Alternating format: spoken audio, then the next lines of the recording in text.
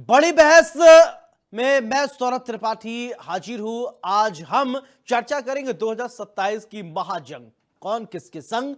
तो बात आज पीडीए के खिलाफ बीजेपी के मास्टर प्लान की। यूपी में दलित वोटों की भूमिका काफी अहम मानी जाती है, इसीलिए बीजेपी ने मंडलों में दलित और महिला कार्यकर्ताओं की संख्या में इजाफा किया है। पीडीए को काटने के लिए जहां पर बीजेपी ने एससी, ओबीसी और महिलाओं को भागीदारी बढ़ाई है, भाजपा ने 1918 मंडलों में 60 सदस्यीय कार्य समिति का गठन किया है। हर समिति में 15 पदाधिकारी और 46 सदस्य बनाए गए हैं और पार्टी ने इन समितियों में दलितों, महिलाओं और पिछड़े वर्गों को उचित प्रतिनिधित्व दिया है। यह कदम समाज के सभी वर्गों को एक साथ जोड़कर भाजपा को एक सर्वसमावेशी पार्टी के रूप में प्रस्तुत करने की रणनीति का हिस्सा है। कुल मिलाकर अगर देखा जाए तो बीजेपी 2027 के चुनाव के लिए पीडीए का काट तलाश रही है। वहीं आगामी चुनाव से पहले अखिलेश यादव ने बड़ा दांव चल दिया है।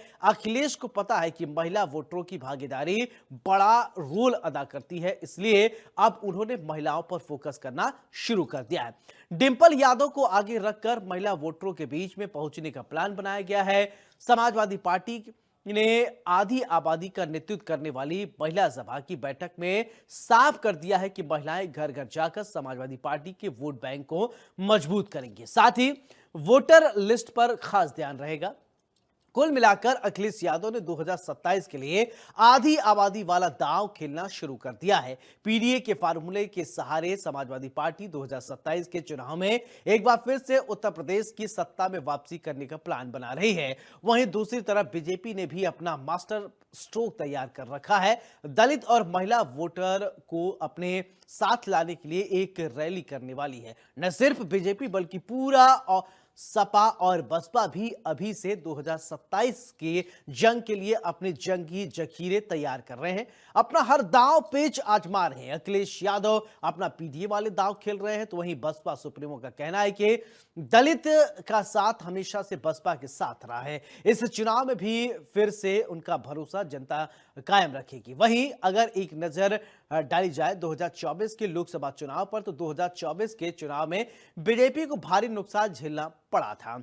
बीजेपी के वोट शेयर में 8.50% की गिरावट दर्ज की गई, जिसके चलते पार्टी को यूपी में 26 सीटों का नुकसान हुआ। 2019 के लोकसभा चुनाव में बीजेपी को 49.98% वोट मिले थे, जो कि 2024 में घटकर 41.37% रहा। इसका एक बड़ा कारण दलित वोटों का खिसकना माना जा रहा है। यूपी में दलित मतदाता कुल मतदाताओं का 21% है, जो किसी भी पार्टी की जीत में निर्णायक भूमिका निभाते हैं। अब यूपी में दलितों की निर्णायक भूमिका को देखते हुए बीजेपी की ये रणनीति 2027 के विधानसभा चुनाव में कितना असर दिखाएगी, ये देखना बेहद दिलचस्प होगा। आज इसी मुद्दे पर हम करेंगे बड़ी बहस।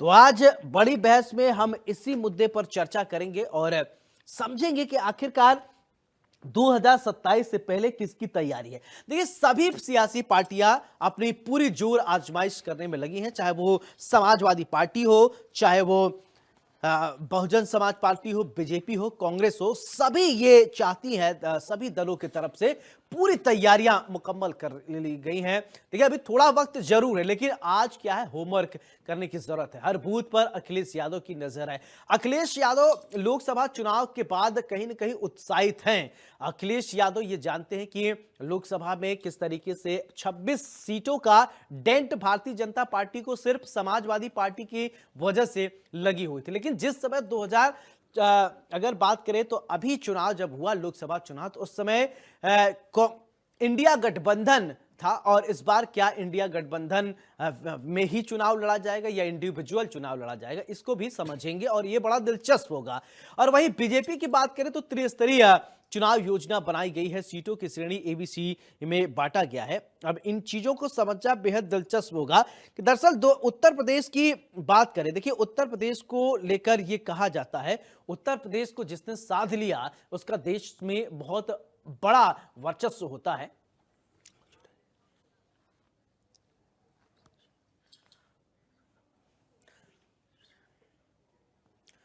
तो चलिए आज हम चर्चा करेंगे। चर्चा में हमारे साथ खास मेहमान जुड़ रहे हैं। सबसे पहले परिचय करवाते हैं, फिर इसके बाद चर्चा की शुरुआत करते हैं। सचिन रावत जी हमारे साथ कांग्रेस के प्रवक्ता हैं, बहुत बहुत स्वागत है सचिन जी। राम प्रकाश वर्मा जी हैं, दलित चिंतक हैं, बहुत बहुत स्वागत है।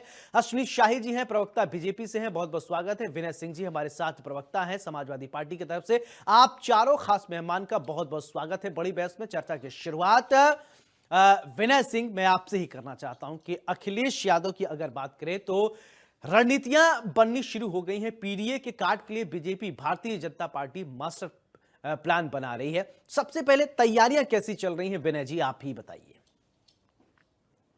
देखिए, समाजवादी पार्टी बहुत समय से अपनी तैयारी कर रही है और एक चीज मैं आपको क्लियर कर दूं। अभी आपने कहा कि भाजपा को डेंट लगा है। डेंट नहीं लगा है उत्तर प्रदेश के अंदर।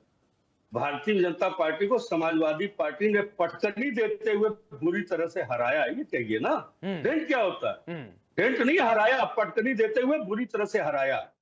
और समाजवादी पार्टी लोकसभा चुनाव से ही अपनी तैयारी शुरू कर दी थी और बूथ बूथ जाकर के हमने गांव गांव में पीडीए पंचायत के जरिए लोगों के बीच में अपनी बात को पहुंचाना कि किस तरीके से उत्तर प्रदेश के अंदर क्या पूरे देश में पिछड़ा दलित अल्पसंख्यक के साथ किस तरीके से अत्याचार हो रहा है।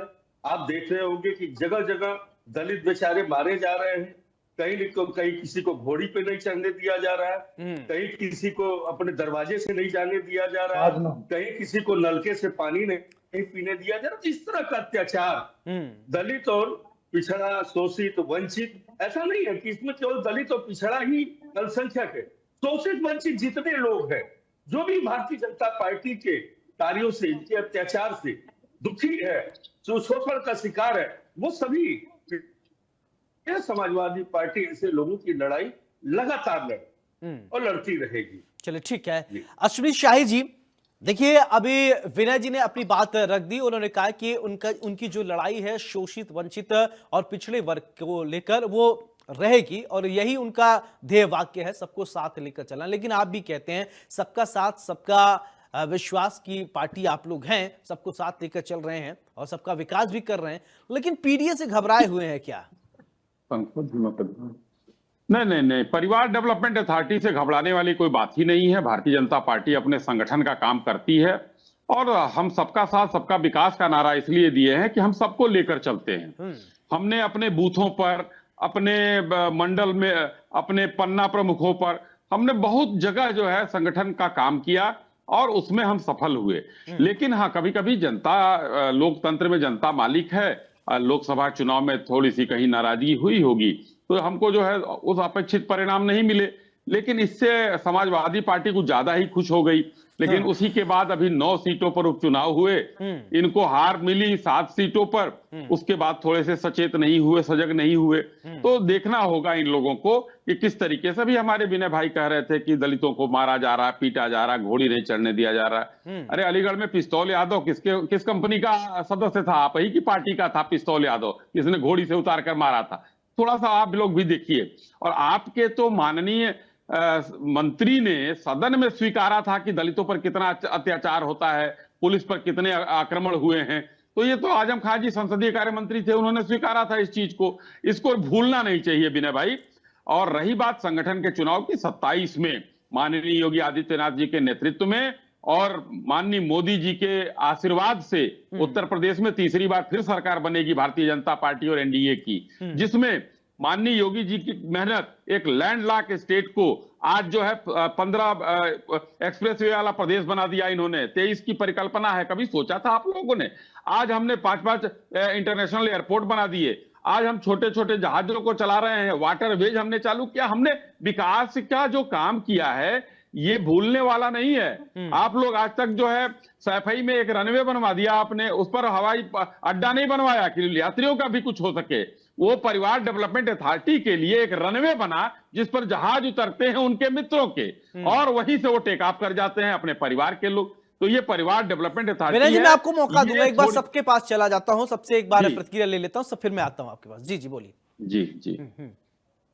तो उसके बाद देखिए, मैं कहना चाहता हूं कि आज आने वाले चुनाव की तैयारी भारतीय जनता पार्टी ने अपनी तैयारियां शुरू कर दी हैं। इसको देखकर ये लोग पीछे से आते हैं कि जो हमारी भी तैयारी शुरू हो गई। कभी कभी तो अभी तो इंडिया अलायंस में ही इतनी मार है। मैं अभी एक दूसरे चैनल पर था, गुजरात के चुनाव को लेकर कांग्रेस और जो है आम आदमी पार्टी के ही लोग लड़ गए थे। तो इसमें इन लोगों को कैसे लड़ना है, कैसे नहीं लड़ना है, ठीक है। तरफा देखिए, अभी अखिलेश जी ने एक तरफा अभी यहाँ घोषित कर दिया कि हम ठीक इनके है। गठबंधन में लड़ेंगे, लेकिन कांग्रेस का कोई बयान आया ठीक है, कि हम कांग्रेस कितनी कांग्रेस सीटें के हैं, से क्या बयान करेंगे। लेता हूं। सचिन रावत जी हमारे साथ जी। जुड़े हुए हैं। सचिन जी, देखिए अब आपकी तैयारी कैसी चल रही? क्या इंडिया गठबंधन में यहां भी चुनाव लड़ा जाएगा या इंडिविजुअल? देखिए, अगर समाजवादी पार्टी की बात करें तो उत्तर प्रदेश में समाजवादी नो डाउट बहुत मजबूत है। आप लोग अपने आप को कहां खड़ा पाते हैं? देखिए सौरभ जी, कांग्रेस पार्टी अभी पूरे उत्तर प्रदेश में हम लोगों का संगठन सृजन का कार्यक्रम चल रहा है। निश्चित तौर पे अभी हम लोगों की तैयारी 403 विधानसभा सीटों पे है। उससे पहले प्रदेश में पंचायत चुनाव है और पंचायत चुनाव कांग्रेस पार्टी अपने दम पर लड़ने जा रही है। निश्चित तौर पे आने वाले समय में जो हमारा केंद्रीय नेतृत्व तय करेगा, जो रूपरेखा बनेगी, वो आप सब लोगों को सबको बताई जाएगी। लेकिन हाँ, इंडिया अलायंस में समाजवादी पार्टी अभी हमारे साथ में है।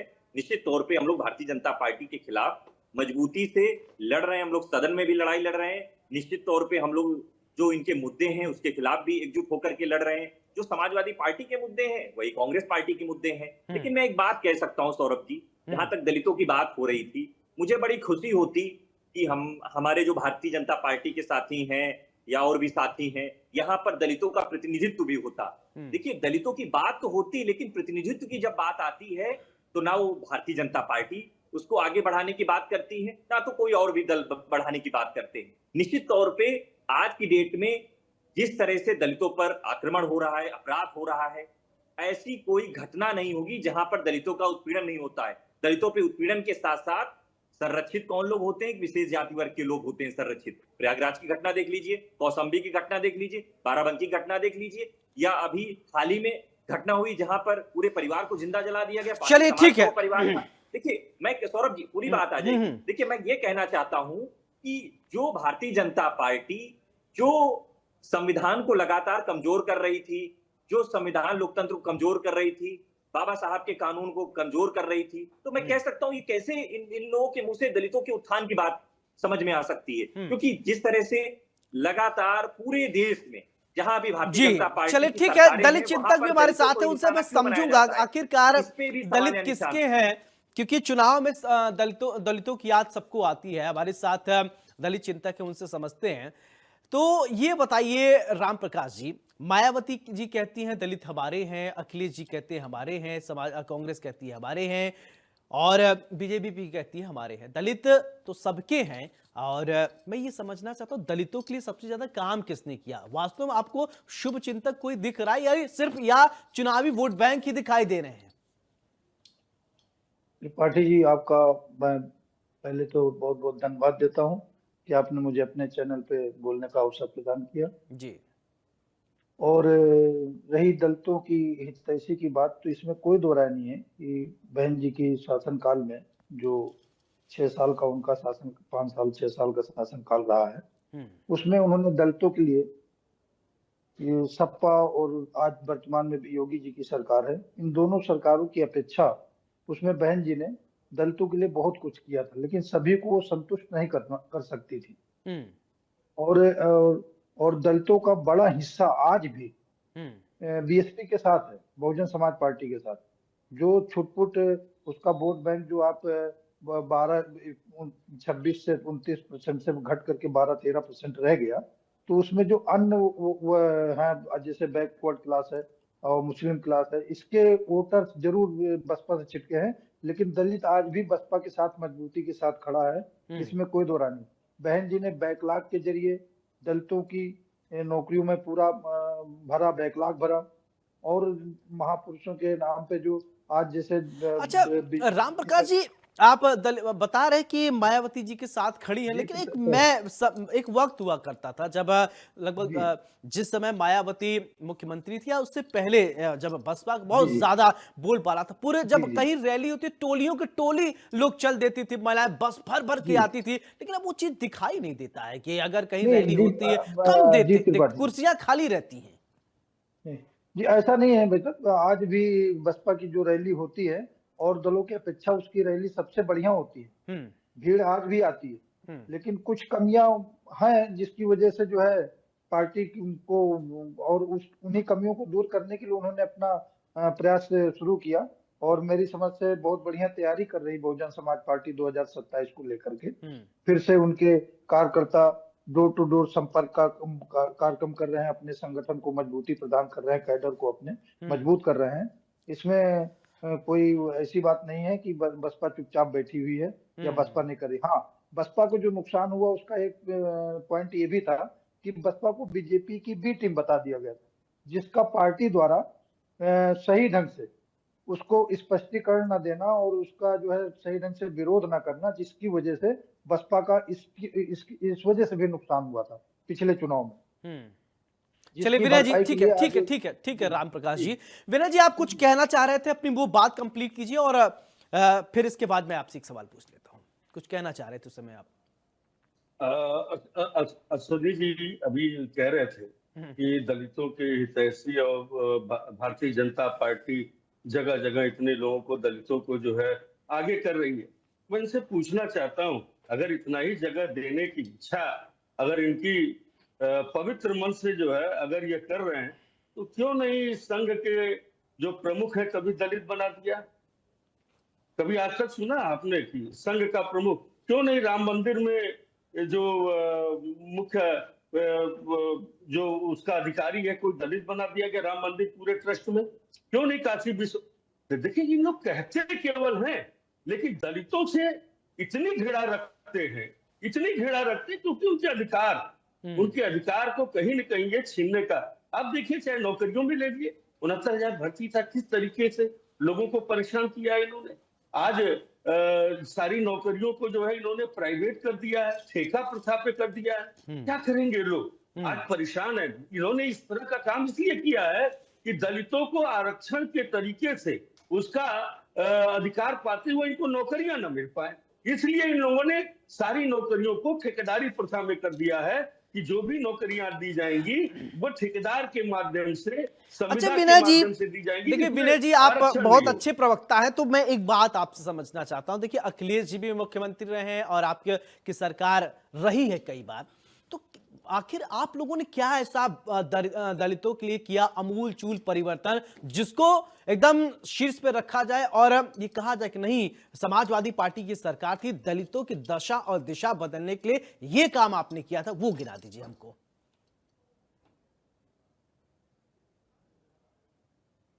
विनय सिंह जी। समाजवादी तो हमें दलित हो चाहे बैकवर्ड हो, जो भी है शोषित वंचित जितने लोग हैं उनके लिए हमने काम किया। जैसे लोहिया आवास का निर्माण कराया कि जितने भी दलित हैं, जो शोषित वंचित हैं, जो जिनके पास जगह नहीं है, उनको आवास मिल सके। हमने हर महिलाओं को जो है 500 रुपया देने का उद्देश्य मेरा सिर्फ यही था कि जो दलित हैं, जो गरीब हैं, जो पिछड़े हैं, जो शोषित हैं। मैं आऊंगा अश्विनी जी, आपके पास आऊंगा। विनय जी को सुनिए, सबको मौका दूंगा बराबर। तो हम लोग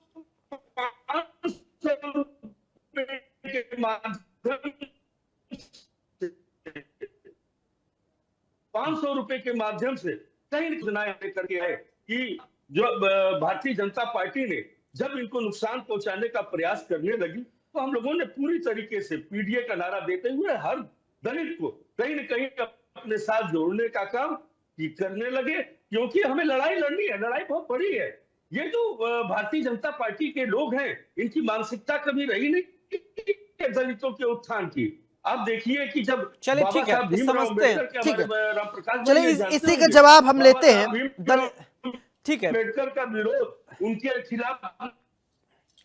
ठीक है अश्विनी शाही जी, ठीक है विनय जी, जी त्रिपाठी जी। अश्विनी जी, मेरा सवाल आपसे, जैसा कि विनय जी कह रहे हैं कि और ये आरोप लगते रहे कि भारतीय जनता पार्टी, ठीक है विनय जी, मैं आपका सवाल जो है मैं जवाब पूछ लेता हूं।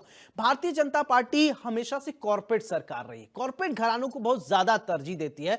दलित उसके वोट बैंक हो सकते हैं लेकिन उसकी प्रायोरिटी में नहीं रहते, ऐसा आरोप है, ऐसा है क्या? त्रिपाठी जी देखिए, 2-3 बातें कहनी होगी। अभी विनय भाई ने कहा कि दवा का पैसा नहीं था, 500 रुपए हम लोग देते थे। हमने तो 5 लाख रुपए दिया, उसमें सबका साथ सबका विकास। देखिए आयुष्मान कार्ड में आज जो है जिसके जो सरकारी अस्पताल छोड़कर जो है प्राइवेट अरे अस्पताल के झूठ, दरवाजे बड़े नहीं खोल झूठ पाते बोलते हैं। थे। दिल्ली का नहीं, बीच में नहीं दिल्ली बिना का भाई, अपने 25 अपने टाइम करोड़ पर, रुपया अपने टाइम पर, त्रिपाठी जी थोड़ा सा, बिना भाई अपने अपने समय पर। तो अगर जो लोग जाते हैं सरकारी अस्पतालों में आयुष्मान कार्ड के नाम पर, हमने वो योजना चलाई और हमने दलितों के लिए, हाँ, इनसे आपने एक सवाल पूछा, उसका जवाब मैं दे देता हूं, दे नहीं पाई ये। आमूल चूल परिवर्तन क्या किया समाजवादी पार्टी ने? उत्तर प्रदेश में प्रमोशन में आरक्षण को समाप्त किया। ये आमूल चूल परिवर्तन इन लोगों ने किया था। और दूसरी बात जो इन्होंने आरएसएस की बात की, मैं कहा आरएसएस कोई राजनीतिक दल नहीं है, हमारा मातृ संगठन है, हम मानते हैं उसको। लेकिन आप अयोध्या मंदिर पर आप दर्शन करने तो आपके नेता गए नहीं आज तक, लेकिन हमने वहां पर उसकी स्थापना, शिलान्यास रामेश्वर चौपाल जी से कराया। रामेश्वर चौपाल जी क्या है ये आप नहीं जानते हैं शायद, या जानबूझकर अनसुना बनते हैं, गए होते तो शायद पता चल गया होता। ये समस्याएं आप लोगों के साथ। और मैं आपको बताना चाहता हूं कारपोरेट सरकार की बात, मैं, त्रिपाठी जी आपका सवाल था, इस पर आता हूं। देखिए, कारपोरेट सरकार का ठप्पा जो है, ये लोग, इनके पास चूंकि मुद्दे नहीं है विरोधी इंडिया अलायंस के पास, तो हमारे ऊपर कारपोरेट सरकार का ठप्पा लगाएंगे। हमने किसके लिए काम नहीं किया? आदिवासी आज हमारी जो है राष्ट्रपति, महामहिम राष्ट्रपति बनी बैठी है, ओबीसी प्रधानमंत्री देश के पास है, ये सब आप लोगों ने देखा। अब हमने, अगर घर में बिजली नहीं थी तो हमने बिजली दिया, हमने मकान दिया, हमने शौचालय दिया। जिस शौचालय का माखौल उड़ाया इन लोगों ने, वो शौचालय राष्ट्रीय सुरक्षा का मामला है, और उसका भी इन लोगों ने मौजाक, राष्ट्रीय इज्जत घर कहिए उसको, तो ये हम लोगों ने देने का काम किया। आज हमने दवाई देने का काम किया, आज हम राशन दे रहे हैं, हर घर को दे रहे हैं। तो स्थितियां हम लोगों ने, जितना हम लोग इस नरेंद्र मोदी सरकार की और योगी सरकार की योजनाएं डबल इंजन की चली है उत्तर प्रदेश चाहे पूरे देश में, उसमें दलित, आदिवासी से लेकर पिछड़ा आगरा सब लोग लाभान्वित हुए हैं। और कहीं हमने किसी की एक उपेक्षा नहीं की, और ना कहीं हम किसी के लिए बढ़कर सिर्फ इस वर्ग के लिए कर रहे हैं। यहां तो जो भर्तियां होती थी, शिवपाल चाचा की पर्ची आ गई, यादव भर्ती हो गया, उधर अनिल यादव की पर्ची आ गई, यादव भर्ती हो गया। तो ये भर्तियां उस तरीके से होती थी। अब बताइए, आज जिस तरीके से अभी आरक्षी भर्ती हुआ, चाहे जो नौकरी, मैं लोगों की आऊंगा, सरकार मौका दूंगा आपको पूरा 12 से बोलने का। 17 तक इनकी सरकार थी। बिना जी अगर बता दें, इन्होंने 1,95,000 नौकरी पूरा नहीं दिया। और इधर हमारी 4.5 साल की सरकार, छोड़ दीजिए 8 साल वाली, 4.5 साल में हमने 6.5 लाख नौकरियां दे दिया था। ये अंतर है हमारे और इनके बीच में। आज चल रहे हैं ना, जितने, मैंने पहले भी कहा, दोहराना नहीं चाहता, इंफ्रास्ट्रक्चर देखिए उत्तर प्रदेश का, 1 डिस्ट्रिक्ट 1 माफिया खत्म किया, 1 डिस्ट्रिक्ट 1 प्रोडक्ट चालू कर दिया। तो उत्तर प्रदेश आज जो है वो एकदम बीमारू राज्य से उठकर पूरे भारत में दूसरे नंबर पर किसने पहुंचाया? ये है योगी सरकार का काम। योगी सरकार जी की जो इस समय नीतियां हैं वो दलितों से शुरू होती है, यानी कि आप ये कहिए कि ऊपर से लेकर नीचे तक जिसको हम समानता का अधिकार देने की बात करते हैं, हम सबका साथ सबका विकास, हमारा नारा ही वहां पर परिलक्षित होता है कि हम सबके लिए इस चीज को करते हैं। बिल्कुल। चले, ठीक है राम प्रकाश जी, एक सवाल देखिए, योगी आदित्यनाथ, दीपावली का जब पर्व होता है तो सब अपने, मैं आऊंगा विनय जी, आऊंगा, एक याद दिला देता हूं, वनटांगिया के साथ जाते हैं मुख्यमंत्री योगी आदित्यनाथ, दीपावली मनाते हैं। शायद इससे पहले कोई मुख्यमंत्री नहीं गया होगा, वनटांगिया की याद भी नहीं रहा होगा। तो क्या आपको लगता है कि दलित शुभ चिंतक वास्तव में कौन है? आप देखिए, आप किसी पार्टी से नहीं है, आप खुल के बोल सकते हैं ना, आप कांग्रेस से, ना आप बीजेपी से हैं, आप किसी ने, जो आपको लगता है आप राम प्रकाश जी वही बोलिए। जी जी बिल्कुल। देखिए, मतलब दलित चिंतक की जहां तक बात है, तो भारतीय जनता पार्टी को मैं दलित चिंतक बताता हूं कि किस प्रकार से। जैसे अभी भारतीय जनता पार्टी के प्रवक्ता जी ने कहा कि मुर्मू जी देश की राष्ट्रपति हैं और रामनाथ कोविंद जी देश के राष्ट्रपति, दलितों को राष्ट्रपति बनाया, और इनके सरकार में तमाम मंत्री हैं, और वो सभी गवर्नमेंटों में होता था। कांग्रेस पीरियड में भी दलित राष्ट्रपति रहे, के आर नारायणन जी जो, लेकिन इनके और के आर नारायणन में जो आज के राष्ट्रपति हैं, कितना अंतर है आप स्वयं देखते हैं आप। और इनके सरकार में दलितों के ऊपर ही सबसे अधिक अत्याचार बढ़ा है। अच्छा। और हिंदू ही दलित के ऊपर अत्याचार कर रहा है। ये भारतीय जनता पार्टी के नेताओं को सोचना है, ये कहां से दलितों के हित ऐसी हो गए। हाँ, जिनको बना दिया उनका जेब भरा, किसी भी दलित मंत्री की हैसियत नहीं कि कहीं पर किसी की मदद कर दे। आप इलाहाबाद का उदाहरण देख लीजिए, किसकी चली? पाठक जी के कहने पे FIR हो गई, उल्टा पिछड़े वर्ग के व्यक्ति को उन्हीं के ऊपर अत्याचार हुआ, उन्हीं के ऊपर रेप हुआ, उन्हीं को बंद कर दिया गया। ये कौन से न्याय की बात कर रहे हैं भाई? किस प्रकार से दलितों के हितैषी हैं? अच्छा चलिए ठीक और है, रही इसका बात एक जवाब मैं छोटा सा पहले अश्विनी जी से लूंगा, फिर मैं जी, विनय जी जी, आपके पास आऊंगा। अश्विनी जी, जी, दलित नेता आपने बना दिया है, लेकिन रिमोट कंट्रोल वाले, वो रिमोट कंट्रोल अगर ऑन त्रिपाठी करे। जी, मैं भी डिबेट का हिस्सा हूँ। हाँ हाँ, अरे मैं आ रहा हूँ, अरे अब मैं भूल नहीं रहा हूँ आपको, बस मैं इसका छोड़ा प्रतिक्रिया ले लेता हूँ, तुरंत आपसे ही लूंगा। दलित नेता आपने बना दिया, चाहे जो भी बड़े बड़े नेता हूं, वो रिमोट कंट्रोल से चलते हैं क्या? और वो रिमोट संचालित कौन कर रहा है, बताइएगा, फिर तुरंत मैं आपके पास आता हूँ। देखिए, राम प्रकाश जी ने अपने बनटांगिया की बात की, उन्होंने उसको साफ साफ इग्नोर कर दिया। हाँ। इसका मतलब कि कहीं ना कहीं जो है उनका परसेप्शन कुछ दूसरा है। हाँ। मैं राम प्रकाश जी को मुखातिब होकर जवाब देना चाहता हूं कि मायावती जी की सरकार थी 7 से 12 तक, यहाँ 7 से 12 तक दलितों पर सबसे ज्यादा अत्याचार जानते हैं किसने किया? यादवों ने। आपको निकाल कर देख लीजिएगा उस समय का। और कौन से पार्टी के थे कहना नहीं, कौन से पार्टी के थे कहना नहीं है, किस पार्टी के लोग थे और पदाधिकारी हुआ करते थे कहना बताना नहीं है, क्योंकि आपने सब चीज कहा। लेकिन और ये परसेप्शन सेट करना, मुर्मू जी क्या हैं, वो लोग क्या थे भाई? एक बार ज्ञानी जैल सिंह भी राष्ट्रपति हुआ करते थे। नहीं, सुनिए ना राम प्रकाश जी सुन लीजिए ना। ज्ञानी जैल सिंह भी महामहिम राष्ट्रपति थे, थोड़े से टेढ़े हुए, क्या स्थिति हुई उनकी? तो पहले के लोग क्या करते थे और पहले कौन रबर स्टैंप होता था, ये बताने की आवश्यकता नहीं है। इंदिरा जी के सामने कौन राष्ट्रपति बोल पाता था, जरा बताइए। KR नारायण साहब, राजीव गांधी साहब में बोल पाते थे, बताइए। ये कहने वाले आज तो ठीक है, इसका जवाब सचिन रावत जी देंगे। सचिन रावत जी बताइए। ठीक है अश्विनी शाही जी, ठीक है जवाब दे दीजिए। देते थे पूरे ठीक देश है को अश्विनी शाही जी, जो आरोप आगे लगा उसका बढ़ाया जवाब देंगे क्या सचिन रावत जी? ये लोग तो बोल ही नहीं पा रहे हैं, वही तो मैं कह रहा हूँ। देखिए क्या है सौरभ जी, अभी राम प्रकाश जी ने बहुत अच्छी बात कही। मुझे लगता है कि पूरा देश जानता है कि आज रबर स्टैंप के रूप में कौन लोग हैं, कौन लोग काम कर रहे हैं। वो लोकसभा अध्यक्ष से लेकर के राष्ट्रपति से लेकर के उपराष्ट्रपति से लेकर के सबको पता है।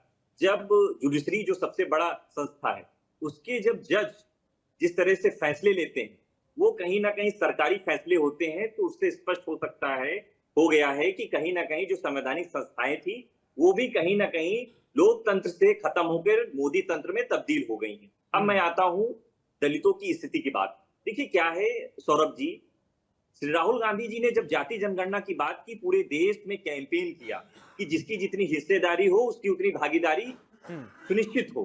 तो मैं कह सकता हूं कि आज की डेट में राहुल गांधी जी ने बहुत अच्छी बात कही। उन्होंने कहा कि जब तक जितने भी सेक्टर हो, वो मीडिया सेक्टर हो, वो कॉर्पोरेट सेक्टर हो, वो बॉलीवुड हो, वो जितनी भी संस्था, उसमें जब तक दलितों का प्रतिनिधित्व नहीं होगा, जब तक दलित एंकर नहीं होंगे, जब तक दलित वर्ग से जो लोग आ रहे हैं वो एक्टर नहीं होंगे, जब तक दलित वर्ग से जो है वो कॉर्पोरेट जगत में नहीं जाएंगे, तब तक इस देश का विकास संभव नहीं है। क्योंकि एक बहुत बड़ा कॉकस जो है वो लगा हुआ है। चुनाव के समय मोदी जी ओबीसी बन जाते हैं, वोट लेना होता है, कहते हैं कि मैं पिछड़े जाति का हूं, मुझे वोट दे दो। जब वोट मिल जाता है, उन्होंने पिछड़ों के लिए क्या किया? जब लोकसभा में श्री राहुल गांधी जी ने कहा कि सदन में एक वैकेंसियां निकलती, 90 पद निकलते हैं, उसमें से 3 पिछड़े होते हैं। तो इसका मतलब है कहीं ना कहीं ये पूरी तरीके मैनिपुलेटिंग किया जा रहा है। जितने भी विश्वविद्यालय हैं, महाविद्यालय हैं, आपने देखा होगा कि आरएसएस का एक बहुत बड़ा समूह, वहां पर जो अगड़े वर्ग के लोग हैं, जो मतलब आरएसएस से जुड़े हैं, उनको बैठाया जा रहा है। जो दलित हैं उनके पद खत्म किए जा रहे हैं, ओबीसी हैं उनके पद खत्म किए जा रहे हैं। आखिर ये चल क्या रहा है? इसका मतलब है कहीं ना कहीं अंदरूनी ये लोग लोकतंत्र को खत्म कर रहे हैं। जो बाबा साहब ने सपना देखा था, उस सपने को ये लोग लगातार कमजोर करने का काम कर रहे हैं। राम प्रकाश जी ने अच्छी बात कही कि पूरे देश में अगर कहीं होता है कोई भी कांड होता है दलितों पे, भारतीय जनता पार्टी के नेताओं का इन्वॉल्वेशन होता है, वो भी बड़ी जाति के होते हैं। मैं किसी जात का नाम नहीं ले रहा हूं। तो इसका मतलब है कि एक बहुत बड़ा वर्ग पहले से ही दलितों का उत्पीड़न करने में लगा है। उसको सत्ता संरक्षित करती है। जहां जहां भारतीय जनता पार्टी की सरकारें रहती है, वो पालती पोसती है। हाथरस की घटना देख लीजिए, उसमें सच छुपाया गया। कहीं ना कहीं जब लड़ाई लड़ी गई, जब सच सामने आया, तो उसमें कौन लोग इन्वॉल्व थे? एक विशेष जाति के लोग इन्वॉल्व थे। तो इसका मतलब है कि आज दलितों के मुंह से इनकी जो ये बातें करते हैं, ठीक है, दलितों की बात होगी विनय सिंह जी। ठीक है, बस से बदतर ये लोग सरकार में कर दी गई। ठीक है विनय जी, मेरा सवाल एक आपसे, देखिए दलितों की बात हो रही है, लेकिन ऐसा हर, चाहे वो ब्राह्मणों की बात कर ले तो ब्राह्मणों में ऐसा नहीं कि सभी अमीर है, ऐसे ऐसे गरीब ब्राह्मण है। ठाकुरों की बात कर ले तो ठाकुरों में भी बहुत ऐसे लोग हैं जो उनकी स्थिति उतनी मजबूत नहीं है, उन पर भी तो ध्यान होना चाहिए, उन पर भी बात करना चाहिए। कि इन सब बातों की तो बात कर लेते हैं, लेकिन अन्य लोगों को छोड़ देते हैं। कुछ कहते हैं ना, कुछ लोगों को देख के बाकियों को इग्नोर कर दिया जाए, उन पर भी विचार होना चाहिए कि अन्य लोग भी जो है स्थिति उनकी ठीक नहीं होती है। देखिए, मैं बात को शुरू करने से पहले मैंने कहा कि जो भी शोषित वंचित लोग हैं, इस सरकार के अत्याचार से पीड़ित लोग हैं, जो अपने हक और अधिकार को नहीं पा रहे हैं, यह पीढ़ी की लड़ाई उन सब के लिए है। मैंने पहले इस चीज को क्लियर कर दिया था। लेकिन वर्ण व्यवस्था आश्रम के ये जो लोग हैं ना, ये जो मनुवाद से सिंचित लोग हैं, इनको दलित नहीं सुहाता। आप पहले भी संघ प्रमुख के बयानों को आप सुन चुके होंगे कि वो आरक्षण को समाप्त करना चाहते हैं। वो चाहते हैं कि धीरे धीरे आरक्षण को समाप्त कर दिया जाए। इसी वजह से इन लोगों ने नौकरियों में और जगह पे ठेकेदारी प्रथा, ये तो शुरुआत है, इन्होंने एक तरीका ढूंढा, एक इनका एक्सपेरिमेंट है कि पहले ठेकेदारी प्रथा से नौकरियां दे करके पहले सारे दलितों को बाहर किया जाए। उसके बाद जो है धीरे धीरे आपने देखा नहीं किस तरीके से IAS PCS भी बनाने की प्रक्रिया इन लोगों ने शुरू कर दी थी, आरक्षण को दरकिनार करते हुए। तो भारतीय जनता पार्टी की मानसिकता को सभी लोग पहचानते हैं। आप देखिए, इस समय कोटे के द्वारा गेहूं और चावल जो मिलता है, आप पता करिए उसमें कंकड़, ढेर सारे कंकड़ मिलते हैं। क्यों?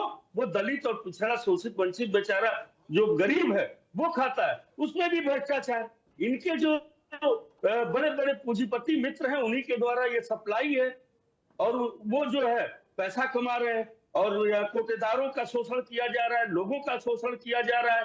किस तरीके से पूरे देश में, पूरे प्रदेश में एक भ्रष्टाचार व्याप्त है पूरी तरीके से। आप इनके मोती सिंह थे, मंत्री जी थे, उन्होंने कहा कि अपने जीवन में मैंने ऐसा भ्रष्टाचार नहीं देखा, किसी और ने नहीं, कि कई विधायकों ने कहा। तो आज अधिकारी जो है पूरी तरीके से शोषण करने में लगे हुए पूरे प्रदेश को चाट डाल रहे हैं। क्योंकि जब माननीय राष्ट्रीय अध्यक्ष अखिलेश यादव जी जब मुख्यमंत्री थे, तो इन्होंने कहा ना कि नौकरी की बात जो की है, हमने नौकरियां दी थी। और आप कहते हैं कि दलित और शोषित, अरे ये इस तरह का ये छलावा करते हैं। जब दलित क्या खाना खाने जाते हैं तो घर से जो है बर्तन और गिलास और पानी लेकर के चलते। अरे कौन सा छलावा है? क्या दलित हमारे बीच के नहीं है? क्या उनके घर में, उनके थाली में आप खाना खा लोगे तो क्या हो जाएगा तुम्हारे अंदर? कौन सा तुम्हारे अंदर ऐसा कष्ट आ जाएगा कि दलित के घर का खाना भी, उनके बर्तन में भी नहीं खा सकते? मैं दावे के साथ कह सकता हूं, भारतीय जनता पार्टी का एक भी नेता जो वर्ण व्यवस्था आश्रम और मनुवाद से सिंचित लोग हैं, दलित के घर में गिलास में एक गिलास पानी करके दिखा दे तो जो कहे वो नहीं करते हैं, ये झूठ बोलते हैं। इन लोगों का ये छलावा। अच्छा, आज दलित छला जा रहा है और अभी छले जाने वाला नहीं है। समाजवादी पार्टी पूरी तरीके से बड़ी मजबूती के साथ इन लोगों के साथ खड़ी है, और हम ये लड़ाई जीतेंगे और जीते हैं। और आज इन्हीं सब लोगों की देन है, जनता जनार्दन, जो लोग वंचित शोषित लोग परेशान है, उन्हीं की देन है कि आज समाजवादी पार्टी देश की तीसरे नंबर की सबसे बड़ी पार्टी। चलिए ठीक है। अश्विनी शाही जी, कई सारे आप पे आरोप लग रहे हैं कि आप लोग जो है सेगमेंटेशन किए हुए हैं, और वर्ण व्यवस्था को लेकर कई बार मनुवाद विनय जी ने कहा, मनुवाद की पर आऊंगा तो लंबा डिस्कशन हो जाएगा, उस पर बाद में बात करेंगे। लेकिन जी ये जो व्यवस्थाएं हैं इसको कैसे मजबूत किया जाए? सिर्फ हम क्या इसी पर बात करते रहेंगे क्या? दलित, इसके ऊपर हम कभी उठ नहीं पा रहे, जात पात की व्यवस्था से ऊपर उठ नहीं पा रहे हैं। क्या ये बातें सिर्फ जो विपक्ष कहता है कि भारतीय जनता पार्टी ने जुमला दिया है, सबका साथ, सबका विकास, सबका विश्वास, तो सब एक साथ जब हो ही जाएंगे तो इस तरीके से भेदभाव तो रहेगा नहीं? बातें क्या वास्तव में सही ऐसा है क्या? देखिए त्रिपाठी जी, हमारे विनय जी ने कई बार मनुवाद कहा, और आपने सही कहा कि ये बहुत बड़ा विषय है, वो बाद में करेंगे। लेकिन एक लाइन बोलना बनता भी है, क्योंकि कई बार नाम ले लिया। देखिए, भारत में संविधान जब तक नहीं बना था तो यहाँ की परंपराएं, मनुवादी परंपराएं चलती थी, मनुस्मृति से चलती थी, उसका एक अलग महत्व था। संविधान बनने के बाद उसको कोई नहीं पूछता है, हम संविधान से चलते हैं। ये बहुत सीधी सी बात है। आपने जो किया, आप कह रहे हैं छलिया, छलावा, तो भाई प्रमोशन में जो आरक्षण आपने समाप्त किया, कितने घरों के चिराग आपने, जो एक्सियन था उसको जेई बना दिया, जो 3 पद आगे चला गया था उसको नीचे कर दिया आपने, कौन सा वो बड़ा काम कर दिया था? लेकिन हाँ, एक काम किया, परिवार डेवलपमेंट अथॉरिटी 60-65 इस देश की एक प्रतिष्ठित पत्रिका में छपा था। इस प्रदेश के एक परिवार में 60-65 लोग जिला पंचायत सदस्य से लेके और मुख्यमंत्री तक हैं। अपने परिवार को आगे बढ़ाया आपने अनाज बेचने की बात की, अनाज दीजिएगा। नहीं, आपको देखिए, आपके बीच में नहीं बोला मैं, धैर्य से सुनिए आप। बिना भाई, बहुत आपको आरोप लगे, धैर्य से सब मैं नोट करता हूं और मैं एक एक जवाब देता हूं। कुशीनगर में जब हम माननीय योगी जी की सरकार 17 में बनी थी, कुशीनगर एक जिला नाम बताता हूं, कितने लोग पकड़े गए जो आपके द्वारा उस समय से अनाज बेच रहे थे, और अनाज के उसमें जो पीडीएस जो होता है ना, पब्लिक डिस्ट्रीब्यूशन सिस्टम, पीडीएस, उसमें जो है बेचते हुए पकड़े गए। ये आपके सरकारों का मैं मामला बता रहा हूं, वो आप लोग ही करते थे। पूरे प्रदेश में हमने उसको खत्म किया। अब आता हूं पिछड़ा, आपने, हमारे कांग्रेस के मित्र ने कहा पिछड़ा वर्ग के लिए क्या क्या संवैधानिक दर्जा 18 में दिया हम लोगों ने। आप लोगों ने 56 साल सरकार चलाया, नहीं दिया पिछड़ा वर्ग आयोग को संवैधानिक दर्जा। उसके बाद आता हूं, दलितों का प्रतिनिधित्व पूछते हैं कांग्रेसी और राहुल गांधी, ये हमेशा पूछते रहते हैं। त्रिपाठी जी, ये बताइए, 56 साल तक सरकार में रहे, उस समय भर्ती किए होते तो आज सचिव से ऊपर रैंक के लोग, कैबिनेट सेक्रेटरी के रहते कि नहीं, पिछड़े और दलित, तो क्यों नहीं भर्ती किया आपने? आज कहते हैं भर्ती नहीं करते हैं। सचिन जी, आज कहते हैं कि आज कहते हैं सवर्णों का भाई, जो योग्यता के बल पर, अब चाहे सवर्ण हो या दलित हो या ओबीसी हो, योग्यता के बल पर जो जा रहा है वो जा रहा है। बाकी जिसके लिए, चाहे हम लोग आरक्षण की बात करें, हम पीडी ये लागू करते हैं, सवर्णों का आरक्षण, हमने ईडब्ल्यूएस की बात की, हमने बात की जो है दलितों की सब जगह हमने किसी के साथ भेदभाव नहीं किया। मैं द्विवेदी जी, स्पष्ट रूप से आप दिखाई देता है पूरे प्रदेश में कि कोई भी ऐसा दलित, हाँ, उसके मन में इसी तरीके से विनय जी जैसे मनुवादी हैं, ये कांग्रेसी कहेंगे कि ये जाति पात हैं। भाई, जिसकी जितनी संख्या भारी, आप कहते रहे ना, आप घोषित करवा दिए होते। 11 में आपने जातीय जनगणना कराई, 14 तक क्यों नहीं घोषित किया आपने? आपके मन में खोट था। कर्नाटक में कराया आपने, डीके शिवकुमार चले गए हाईकोर्ट जाकर उन्होंने लिंगायत घट रहा है और वो का लिंगा बढ़ रहा है, क्यों नहीं आपने घोषित कराया? फिर अभी घोषित करने वाले थे, वो भी नहीं कराया। तो राहुल गांधी जी अपने चीजों को पहले देख लें। ठीक है अपने रावत जी कुछ कहना चाह रहे, ठीक है। मैं विनय जी, में एक सवाल आपसे होगा, लेकिन रावत जी कुछ बोलना चाह रहे थे, बोलिए। ठीक है, बोलिए रावत जी। सचिन जी, सौरभ जी, जहां तक कर्नाटक पे अभी साई जी ने आरोप लगाया, मैं कहना चाहता हूं, कर्नाटक में जो सर्वे हुआ, सर्वे के आधार पर कुछ चीजों का क्लॉज जो है वो प्रॉपर नहीं आ पाया, इसलिए वहां दोबारा सर्वे चल रहा है। तेलंगाना का हमारा सर्वे आ गया, जहां 42% पिछड़े लोग निकल के आए हैं और उसकी पूरी ड्राफ्ट केंद्र सरकार को सौंप दी गई है। अब ये देखना है कि केंद्र सरकार कब इसको लागू करती है। और रही बात जाति जनगणना का, जब पूरा हम लोग कैंपेन चला रहे थे तो इनके नेता लगातार गाली देने का काम कर रहे थे, लेकिन आज क्या हुआ, फिर राहुल गांधी जी के सामने पूरी केंद्र सरकार को झुकना पड़ा। अब ये लोग जाति जनगणना की बात करने लगे। अब ये कहने लगे जाति जनगणना कब होगी? 27 में होगी, क्योंकि 27 में उत्तर प्रदेश में चुनाव है। तो इसका मतलब है कि चुनावी आहट से भारतीय जनता पार्टी इस तरह की चीजें करती। पहले 3 काले कानून किसानों के लेके आ गए और इतना ढोल बजाने लगे कि ये है फलाना, बहुत बड़ी बातें, आतंकवादियों बता दी किसानों को। फिर क्या हुआ, किसानों के 3 काले कानून वापस लेने पड़े। तो भारतीय जनता पार्टी कोई भी काम इस तरह का नहीं करती है जिसमें पब्लिक डोमेन में चीजें हों, क्योंकि ये लोग ऐसी चीजें लागू कर देते, क्योंकि ये लोग संवैधानिक चीजें नहीं चला पाते। ये जो आरएसएस की शाखा से, आरएसएस के कार्यालय से जो कानून बन के आता है, उसको बिना पढ़े, बिना चर्चा किए उसको लागू कर दिया जाता है। लेकिन अब मैं कहना चाहता हूं कि दलितों के प्रतिनिधित्व की बात है, तो आज की डेट में मोदी जी को हट करके दलित प्रधानमंत्री बना देना चाहिए। क्यों नहीं बना रहे? आप बनाइए आरएसएस का प्रमुख को दलितों का प्रतिनिधि दीजिए, उत्तर प्रदेश में दलित मुख्यमंत्री बनाइए। क्यों नहीं बना रहे? मौर्य जी को ओबीसी को मुख्यमंत्री नहीं बना पा रहे हैं उत्तर प्रदेश में, मौर्य जी अपनी कुर्सी की लड़ाई नहीं लड़ पा रहे हैं, तो कैसे पिछड़ों का हक और हुकूक आप दिला पाएंगे? तो इसका मतलब है, देखिए, कहने में तो बड़ी अच्छी बातें लगती हैं, लेकिन जो ग्राउंड पे है उसकी हकीकत दूसरी है। आप निकाल के देखिए पूरे उत्तर प्रदेश में 7-8 साल का पूरा रिकॉर्ड, जितनी भी वैकेंसियां हुई हैं उनको प्राइवेटाइजेशन किया गया, प्राइवेट सेक्टर में किया गया, आउटसोर्सिंग पर लगाया गया है। उसमें निकाल करके डाटा देख लिया, कितने दलित, कितने पिछड़े, कितने कितने और जो शोषित वंचित समाज के, कहीं पे आपको नहीं मिलेगा। और मिलेगा कौन? वही एक विशेष जाति वर्ग के लोग। उनसे पहले उगाही होती है, फिर उनको कॉन्ट्रैक्ट पे रखा जाता है, 5 महीने बाद निकाल दिया जाता है। कंपनियां कौन होती है? गुजरात की कंपनियां। एक बहुत बड़ा नेक्सस चल रहा है पूरे उत्तर प्रदेश में। तो मैं कह सकता हूं कि ये देखिए, बोलने के लिए भारतीय जनता पार्टी के प्रवक्ता कुछ भी बोल सकते हैं, लेकिन धरातल पर आज भी जो दलितों ने, पिछड़ों ने, शोषितों ने, वंचितों ने जो वोट दिया था 2024 में उत्तर प्रदेश में, वो सीधा संकेत है कि आने वाले 2027 में भारतीय जनता पार्टी की विदाई तय है। ये दलितों ने, पिछड़ों ने, किसानों ने, शोषितों ने, वंचितों ने और हमारे जो श्रवण साथी हैं, जो शोषित हैं, उन्होंने मन बना लिया है कि सरकार को बदला जाए, क्योंकि ये सरकार सिर्फ मैनिपुलेटिंग करने का काम कर रही पूरे प्रदेश में। चलिए ठीक है। राम प्रकाश जी, देखिए दलितों को बार बार दलितों पर पूरा डिबेट लगता है कि दलितों पर ही केंद्रित हो गया है। तो एक अभी विनय जी मैं आ रहा हूं आपके साथ, आपके पास एक सवाल मेरे मन में है, क्योंकि अभी आप कह रहे थे पानी उनी पीने वाली बात कर रहे, तो मैं पूछूंगा वो एक सवाल। राम प्रकाश जी, मेरा सवाल आपसे ये है कि दलितों को लेकर बार बार चर्चाएं हो रही है। मेरा सवाल ये कि दलित वर्ग के जो युवा है वो क्यों नहीं पढ़ लिख के टैलेंट अपने अंदर पैदा करते हैं? क्यों नहीं वो समाज के उस मुख्य धारा से जुड़ जाते हैं जहां पर शीर्ष पे बड़े मजबूत लोग बैठे रहते हैं? क्या मौका नहीं मिलता, या परिस्थिति ऐसी नहीं है, या पढ़ना नहीं चाहते? हाँ बिल्कुल बिल्कुल, ऐसा नहीं कि कोई पढ़ना नहीं चाहता है, लेकिन संसाधनों की कमी है।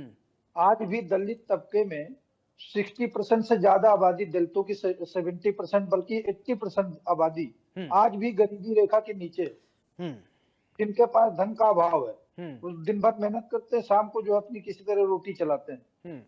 और जो हमारे कुछ समाज के लोग आगे बढ़ भी गए हैं, तो जो उनको अपने परिवार में मदद करनी चाहिए, वो परिवार को भी आगे बढ़ाने का काम नहीं की, वो केवल अपने बाल बच्चों तक ही सीमित रह गए। तो आज दलितों के पास संसाधन न होने की वजह से, ऐसा नहीं कि कोई पढ़ना नहीं चाहता, हर व्यक्ति पढ़ना चाहता। आज प्रयास भी यही चल रहा है कि सबको पढ़ाया जा रहा है, प्रयास भी चल रहा, लेकिन जो है अब जैसे भारतीय जनता पार्टी के नेता अभी कह रहे थे कि, और सपा की बात आपने की थी कि जो आरक्षण में रिजर्वेशन खत्म किया प्रमोशन में, तो बिल्कुल बहुत घातक कदम था ये अखिलेश जी का। मैं उसकी जितनी भी निंदा की जाए कम है। क्यों? क्योंकि अगर अखिलेश जी ये अगर चाहते तो वो ना खत्म करते, बल्कि पिछड़ों के लिए भी करते कि प्रमोशन में आरक्षण दिया जाए। भाई देखिए, अगर यहाँ की व्यवस्था देखी जाए तो ब्राह्मण क्षत्रिय वैश्य बाकी सब शूद्र, तो यादव भी तो शूद्र ही है, वो कौन सा अलग है? अच्छा, ब्राह्मण क्षत्रिय वैश्य बाकी सब शूद्र हैं। चलिए ठीक है विनय जी, ठीक है आपकी बात मैं समझ रहा हूँ। विनय जी, अभी आप कह रहे थे कि दलितों के घर पानी पिया जाता है, लेकिन ग्रामीण क्षेत्र में जाइए तो ठीक है अब ठीक है, विनय जी से मैं जवाब दूंगा। एक सेकंड त्रिपाठी जी, एक सेकंड। मैं केवल मतलब लोगों की अंदर आज सब लोग खाते पीते भी हैं, लेकिन जो अंदर से मानसिकता है, मानसिकता में आज भी चेंज नहीं आया है। वही मानसिकता वाली बात मैं पूछता हूँ विनय जी। ठीक है मैं आपकी बात समझ गया। विनय जी, मेरा सवाल ये कि बहुत सारे ऐसे बाऊ साहब लोग हैं, आज भी ग्रामीण क्षेत्र में चले जाइए तो उनके घर, उनके डेहरी बोलते, घर पे जाने में दलित थर कांपते हैं, वो अंदर जाते नहीं। आज भी बहुत मैं देखता हूँ, घर के अंदर जाने से पहले बाऊ साहब के घर जाना है तो उनको जूता निकाल देंगे पहले, फिर एंट्री कहेंगे। आप कहते हैं कि पानी पियेंगे साथ में बैठ के। नहीं, आपने सही कहा, लेकिन अब वो चीजें धीरे धीरे बहुत खत्म ही हो गई हैं। और समाजवादी पार्टी जो लड़ाई लड़ रही है, इसी चीज की तो हम लड़ाई लड़ रहे हैं कि आप जो है जिस तरीके से एक नैरेटिव बना रखा था वर्ण व्यवस्था आश्रम के लोगों ने, कि दलित और जो पिछड़ा वर्ग है, शोषित है, वंचित है, इन लोगों के ऊपर इस तरह के अत्याचार ये चलते थे। अगर साइकिल से जा रहे हैं, अगर वर्ण व्यवस्था, अच्छा ठीक है विनय जी, वर्ण व्यवस्था कर्म के आधार पे बना था ना, कर्म के आधार पे है। आप क्षत्रिय हैं, ठाकुर साहब है, तो आप जो है नहीं तो अगर कर्म के आधार पे बना था, अगर आपने कहा क्षत्रिय है, तो हमारा दायित्व क्या है? महाराज योगी आदित्यनाथ जी का दायित्व क्या होना चाहिए? नहीं, आपने कहा योगी आदित्यनाथ जी का दायित्व क्या है? उनको मदद करना चाहिए कि लोगों को खत्म करना चाहिए? दलित जो शोषित वंचित जितने पिछड़े लोग हैं, उनके प्रति उनका एक सद्भाव होना चाहिए। लेकिन क्या है, ऐसा नहीं है। अभी हमारे मित्र सोनी साही जी कह रहे थे, परिवारवाद की बात कर रहे थे। हमें ये बता दें कि आदरणीय योगी आदित्यनाथ जी महाराज क्या परिवारवाद की उपज नहीं है? आखिर वो गोरखपुर से सांसद कैसे बने थे? अगर श्रद्धेय महासंत अवैधनाथ जी के परिवार से नहीं, न नहीं, होते, नहीं। तो क्या वो बन जाते क्या? ये तो परिवारवाद आप किसे कहते थोड़ा हैं? समझ से परिवारवाद परे किसे वाली कहते बात हैं? बता रहे, किस माननीय परिवारवाद की उपज कैसे भानुमति हो का गए विनय जी? परिवारवाद से उपज बिल्कुल कैसे है, हो गए? बिल्कुल है। कैसे? क्यों नहीं है? आप पार्टी ये में बताइए, सभी में आप ये बताइए हमें, माननीय राष्ट्रीय अध्यक्ष श्री अखिलेश यादव जी ने राजनीति में आने से पहले पूरे उत्तर प्रदेश में साइकिल यात्रा करी थी, युवाओं से जुड़ने का काम किया था, युवाओं के मनोस्थिति को समझने अच्छा, का बार काम किया बार था। अच्छा आप जोड़ रहे हैं, इसलिए उन्होंने कितने घोषणा किया। अच्छा कितने सांसद विधायक हैं अखिलेश जी के घर में? आप तो ऐसे समझना चाहता हूँ, कितने सांसद विधायक हैं घर में? देखिए, सांसद विधायक को जनता चुनती, हाँ, ठीक है ना? हाँ। और जनता नहीं, चुनती है। परिवारवाद की हम बात हो रही उसी थी, की- इसलिए मैं पूछ तो लिया परिवारवाद कि योगी जी के घर में कितने सांसद हैं, विधायक हैं, ये तो सभी जानते हैं। यही साइड से जानना चाहता हूँ, परिवारवाद की परिभाषा क्या है, बता तो दें। मैं बता देता हूँ। ठीक है अश्विनी शाही जी, जवाब अब ले आप लीजिए। जवाब दीजिएगा। ठीक है विनय जी, सुनती है ठीक है, अब आपको जवाब देना पड़ेगा। योगी जी की बात हो, क्योंकि मैं तो जानता हूं वो तो योगी है ही है, वेशभूषा से सब कुछ आप देखते हैं, ठीक है, राजनीति में है। तो अब अश्विनी जी आप जवाब दीजिए, परिवारवाद पर उन पे कैसे आरोप जी। कर सकता है, ये तो मुझे नहीं समझ में आया। देखिए, स्पष्ट रूप से मैं कहना चाहता हूं कि परिवारवाद, जो लोग इनके पास तर्क नहीं होता तो अब योगी जी पर चले गए कुतर्क करने, तो यही लोगों का कुतर्क है। परिवारवाद वही है जिसके परिवार से बाहर का कोई राष्ट्रीय अध्यक्ष नहीं हो सकता। मुलायम सिंह यादव जी के परिवार, विनय सिंह कुमार सिंह अध्यक्ष हो सकते हैं समाजवादी पार्टी के? नहीं। लालू प्रसाद यादव जी उधर चुने जा रहे हैं 11 बार से। ये परिवारवाद की परिभाषा है, अपने परिवार के अंदर। हाँ, अगर कोई व्यक्ति राजनीतिक है, कोई ऐसा नहीं है कि किसी राजनेता के बच्चे को, राजनेता के भाई को चुनाव लड़ने का अधिकार नहीं है, लोकतांत्रिक देश है।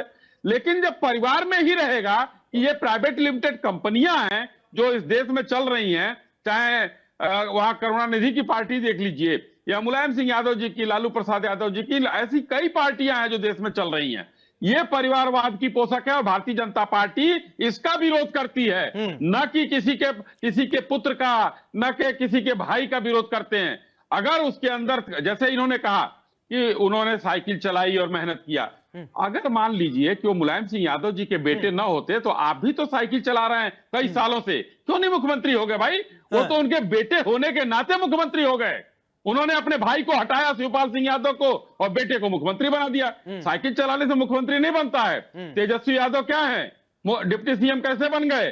वो लालू जी के बेटे हैं, नहीं तो उनके जरा 365 नेता हैं देश में, उनसे बढ़िया बढ़िया नाम है उनका, लेकिन नहीं है।